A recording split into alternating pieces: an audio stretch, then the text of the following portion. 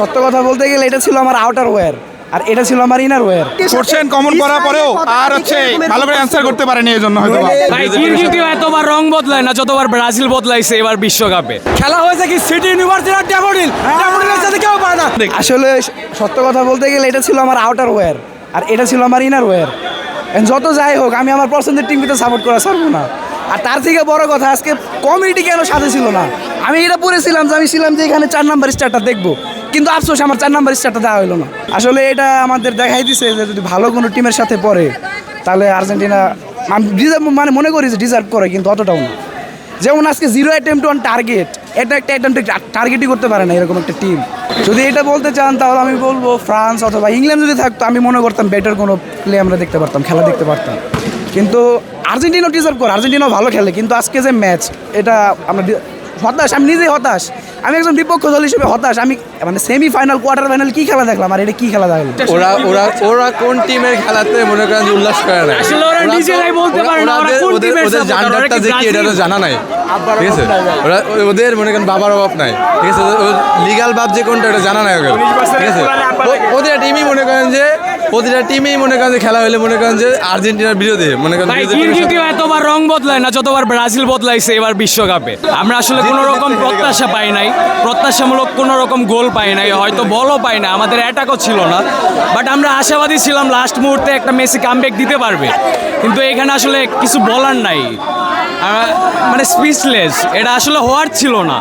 আজকে রেফারি যে ডিসিশনগুলো নিয়েছে, রেফারির গায়ে স্পেনের জার্সি ছিল, ওর নিচে জার্সির নিচে স্পেনের জার্সি ছিল। আজকে যে ডিসিশনগুলো নিয়েছে সেই ডিসিশনটাই কি আর্জেন্টিনাকে এইভাবে ব্যাকফুটে ঠেলে দিয়েছে কিনা, কি মনে হয়? ডিসিশন ফেয়ার ছিল, বাট আসলে আমাদের ভুল ছিল। আমাদের টিমের যারা খেলছে হয় একটা লাল কার্ড পাওয়ার ফলে একজন উঠে গেছে, আমরা 10 জন নিয়ে মাঠে ছিলাম। মার্টিনেজ যা করছে এটা বলার বাইরে। আজকে মানে ও যা সেভ করছে এনাফ, দ্যাটস ইট, এইটাই আমাদের পিস। শুধু এটা না, আমি বলতে চাই আর্জেন্টিনা আজকে যে দুর্নীতি করছে, ফাউল গোল ওটা দেয়নি, এগুলো পরিশেষে ওরা যে একটা কাউন্টারও করতে পারে না, একটা বল অ্যাটাকও দিতে পারে না গোলে। খুব ভালো লাগছে, খুবই খুশি আমরা খুবই খুশি। স্পেনের কাছে ওরা ধরাশায়ী হয়েছে, এটা আমাদের পক্ষে খুবই ভালো। এটা দুর্নীতিবাজ টিম কখনো কাপ নিতে পারে না, ভালো হয়েছে। আপনার কাছে একটু জানতে চাই, সবকিছু যদি সাইডে রাখি, আর্জেন্টিনা টোটালি ডিজার্ভ করে না এই ম্যাচটা, টোটালি না, খুবই বাজে খেলছে ফুল ম্যাচ। আজকে আর্জেন্টিনার খেলার মতো এত খারাপ খেলা আমি জীবনও দেখি নাই। মনে হচ্ছিল এলাকার কোনো টিম খেলতেছে, স্পেন পুরো ম্যাচটা যেভাবে ডমিনেট করে খেললো মনে হচ্ছে না যে ওরা আর্জেন্টিনার সাথে খেলছে। আসলে ওরা একটাও শুট নিতে পারলো না গোলে, খুব খারাপ লাগতেছে। না অবশ্যই তারা কমিটির টিম হয়তো এজন্য হয়তো ফাইনালে গেছে।